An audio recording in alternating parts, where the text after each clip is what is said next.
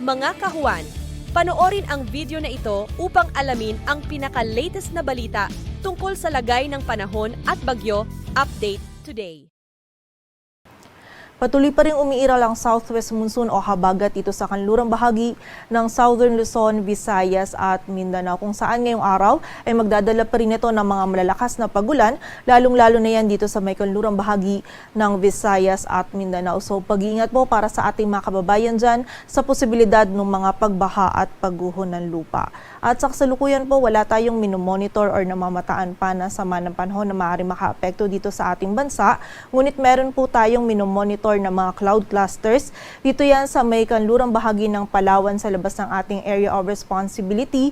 Maging dito rin sa may silangan ng Mindanao sa labas din po ng ating area of responsibility, kung saan yung mga kaulapan po na ito ay continuous monitoring tayo sa posibilidad na ito ay magkaroon ng sirkulasyon at maging isang low pressure area sa mga susunod na araw. So patuloy po tayong magantabay sa mga updates na ipapalabas ng Pag-asa.